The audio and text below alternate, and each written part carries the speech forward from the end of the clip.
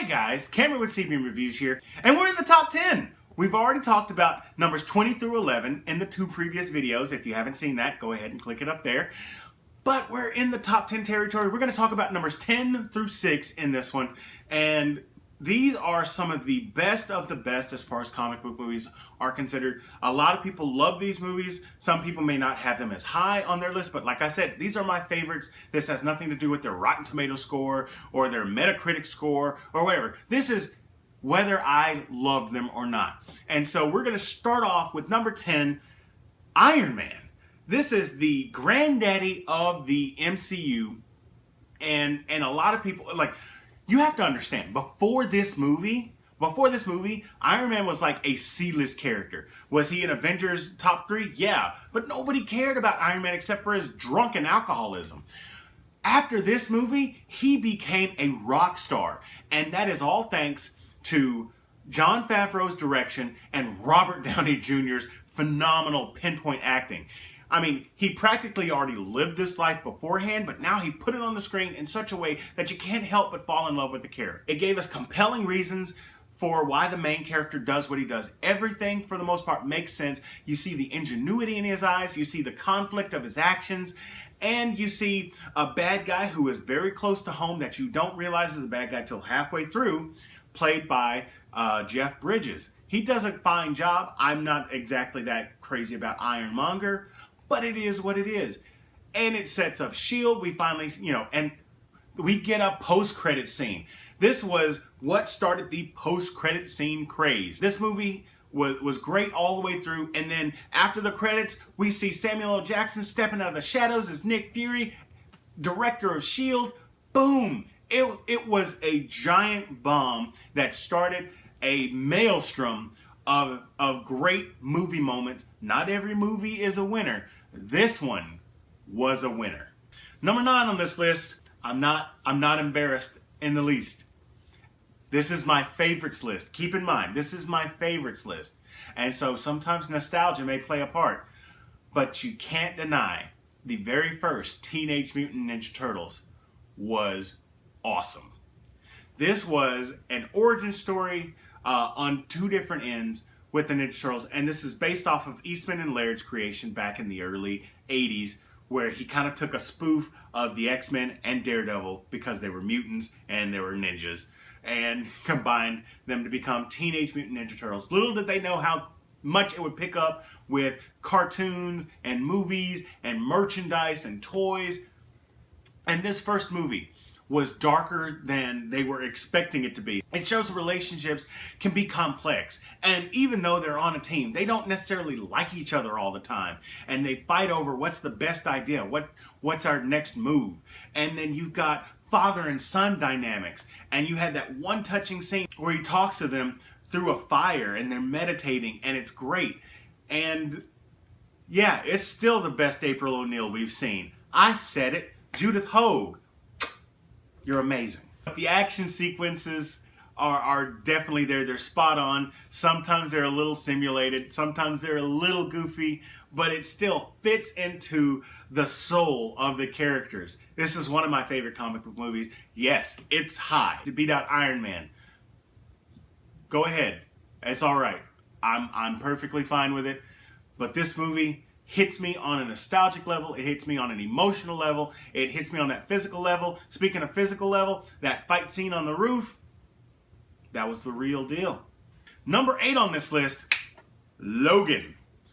Logan came out in 2017, directed by Peter Mangold, who did the Wolverine movie. But this one is dark and gritty, and it's loosely based on the Old Man Logan storyline, which was written by Mark Millar, who actually wrote Kingsman, which was in a list from the previous episode. And what can you say about this one? This one gets Wolverine right. Like, we'd seen Kid Gloves Wolverine for the most part in previous X-Men movies and things like this. This one is that Frank Miller, Mark Millar Wolverine that we hadn't really seen. He drops the F-bombs, he drinks, he's crotchety, he's angry, and now in this story, he's got somebody that he's got to protect, all the while trying to take care of Professor X, who is going through some sort of mental deterioration. And it's a beautiful father-son story that also sprinkles in some brutal action, combined with some emotional scenes out of Hugh Jackman and the rest of the cast, but we're focusing on Hugh here. It is definitely the best mutant movie that has come out. Yeah, it is great. Number 7 on this list, Captain America, The Winter Soldier. This movie had come out right after the disappointing Iron Man 3 and Thor: The Dark World. And so a lot of people weren't really expecting this to be as good as it really was. And did it really deliver? This was a mesh of a spy thriller and a comic book movie. And the way that it intertwined everything just made so much sense. Everything looks smoother. Everything looks more sexy. Even the fight scenes, the characters in it. You had the more prominence of Nick Fury and Black Widow. And both of them turned in great performances. I'm so glad we actually got to see more Black Widow. And this is more like a current version Black Widow. The first Black Widow that we saw in Iron Man 2 was kind of like a rough draft. This one, we get a final product. Even though we saw her in Avengers, this one gave her much more of a background, I think. And then Nick Fury showing why he is the director of S.H.I.E.L.D. We get great scenes like the very opening scene where they're going aboard the Lumerian Star, and it just looked like it was straight off of a Metal Gear Solid game. That's a good thing. Chris Evans turns in an A+ performance, plus we get the inclusion of Sam Wilson as the Falcon. We get callbacks to Arnim Zola. We have a callback to Hydra. Robert Redford is not my favorite bad guy. In fact, I really didn't particularly care for him. He's the only thing about this movie that I really didn't enjoy. But that's not because he turned in a bad performance. It just didn't look right to me. But other than that, this is one of those Marvel movies. This was the first Marvel movie in Phase 2 that just knocked it out of the park, set the stage for Guardians of the Galaxy, even though they had nothing to do with each other, just as far as how good the movies were. It was just like, all right, Guardians, I warmed them up for you, you take it away. It's a sin not to have this movie at least in your top 10, let alone top 20. So that's why it makes the list at number 7. Number 6 on this list, and the last one in this video, we're about to reach the penultimate. Number 6 is Wonder Woman. Oh my gosh, I love this movie. I love this movie. Patty Jenkins directed the heck out of this movie. And Gal Gadot makes a perfect Wonder Woman. We've seen her 3 times in movies. And every single time we see her, she is one of the best parts, if not the best part of that movie.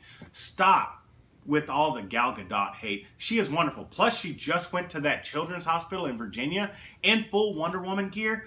What's not to love? But let's not talk about the actress. Let's not talk about all the philanthropy. Let's talk about this movie, yo. She is great in this movie. And even though it takes her almost a full hour for her to get on screen in full Wonder Woman gear, when she shows up, it is time to shine. She goes into no man's land, but that's all right because she is Wonder Woman. And she stops an army almost single-handedly. Yeah, there are some guys that help, but this is one princess that doesn't need a man to save her. The heart that goes into the character, the warrior spirit that is imbued almost perfectly with it. What's not to love? The villain. The villain is very typical, very forgettable. I wasn't a huge fan of the villain. And the fact that Wonder Woman is that good that it still pops up this high, it's just a testament to how good or how much I enjoyed that movie. So that is my list, numbers 10 through 6 of my favorite 20 comic book movies of all time. Come back to see my top 5. Some of you might know what some of those are, but 1 or 2 might surprise you. You just gotta come back to see. So that's it for this video. Tell me what you thought in the comment section down below. If you enjoyed this video, hit the like button. And if you're new here and you're ready to see that top 5, subscribe to the channel.